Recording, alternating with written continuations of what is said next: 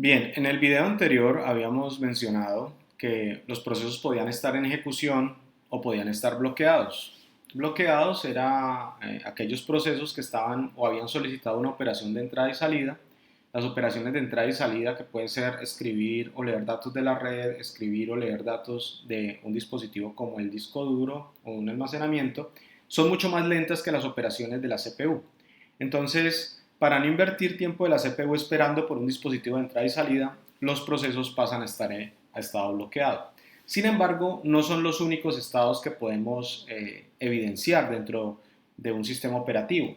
Un proceso puede estar en estado de ejecución, que es cuando está en la CPU.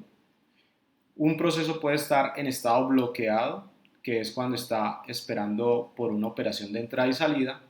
Y un estado también puede estar en un estado listo.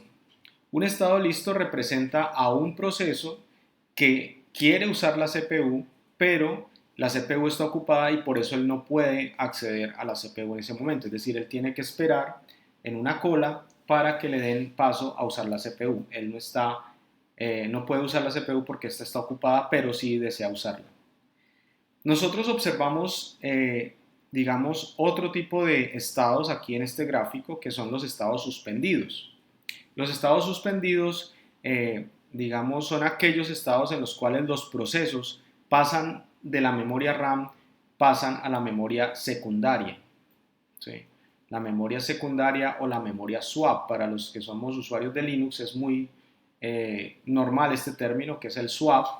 Y la razón por la cual los procesos pasan de la RAM a la swap, al swap, perdón, es porque puede ser que la RAM esté llena y lleguen procesos con mayor prioridad de los que están en la RAM y entonces hay que liberar espacio de la RAM para que entren a jugar o para que puedan estar en memoria RAM esos nuevos procesos. Entonces, procesos que están listos pueden pasar a estado suspendido o procesos que están bloqueados en la RAM pueden estar bloqueados suspendidos, es decir, que quedan bloqueados pero pasan al swap. Observen que hay una serie de líneas. En este gráfico tenemos los nodos running, ready, block suspend y ready suspend. Bien, pero observamos que hay una serie de líneas, lo que me habla de unas transiciones entre estos estados. Son transiciones válidas. Por ejemplo, un proceso que está en ejecución puede terminar su ejecución, es decir, termina con todas las instrucciones que constituyen el proceso y él termina, o el proceso puede estar en ejecución y invoca una operación de entrada y salida y pasa a estar a estado bloqueado.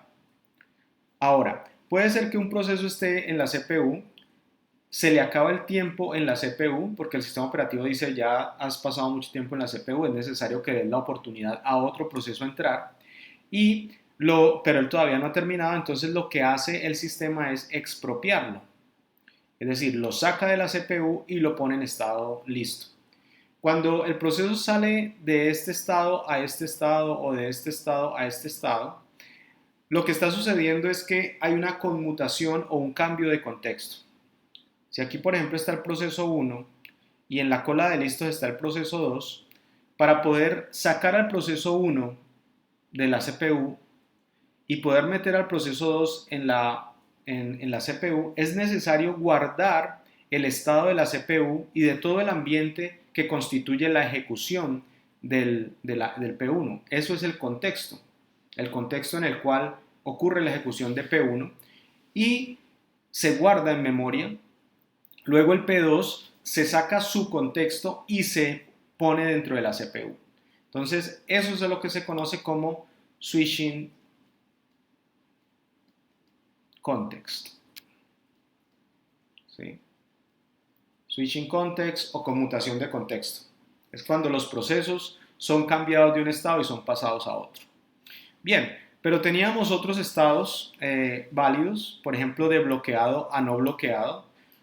Esto sucede cuando un proceso que está esperando por una operación de entrada y salida se satisface la operación de entrada y salida y él pasa a estar a estado listo.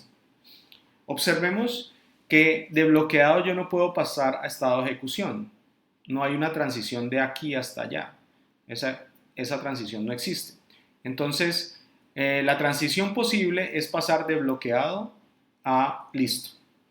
Ahora, otras posibles transiciones son de bloqueado a suspendido. recordemos que pasa a memoria swap. Y lo que puede suceder también es que de estado suspendido me lo pasen a bloqueado nuevamente. Es decir, se liberó la memoria RAM y este proceso que está en swap puede volver a la memoria RAM. Ahora, puede suceder también que mientras el proceso está bloqueado, él está bloqueado por una operación de entrada y salida, su operación de entrada y salida es atendida y él ya deja de estar bloqueado suspendido y pasa a estar a listo suspendido. Lo mismo pasa cuando estás en estado listo, de listo puedes pasar a listo suspendido. Aquí ocurre entonces que si estás de listo a suspendido es porque la memoria RAM necesitaba ser liberada, te pusieron en la memoria swap y ya no estás en la memoria principal. Si la memoria principal se libera un poco, entonces podemos volver un proceso que está en estado listo suspendido, lo podemos mandar nuevamente a estado listo. Existen además dentro de esta gráfica algo que es muy importante tener en cuenta, son los planificadores. Hay planificadores de corto plazo, planificadores de mediano plazo y hay planificadores de largo plazo, long term schedulers. ¿Sí? ¿Eso en qué consiste? Los planificadores de corto plazo son aquellos que me permiten seleccionar qué proceso que está en la cola de listos pasa a estar en ejecución. Eso es lo que hace un planificador de corto plazo. Un planificador de mediano plazo lo que hace es decir cuando un proceso que está en la memoria RAM pasa a estar en estado suspendido. Y por último tenemos los planificadores de largo plazo.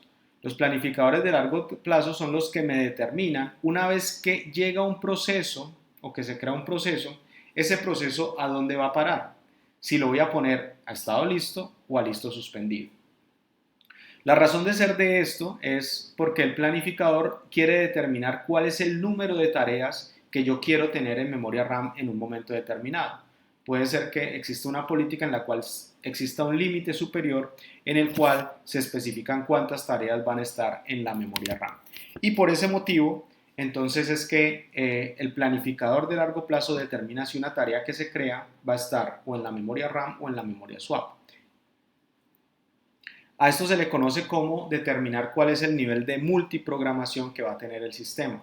Es decir, determinar cuántas tareas máximo vamos a tener en memoria RAM.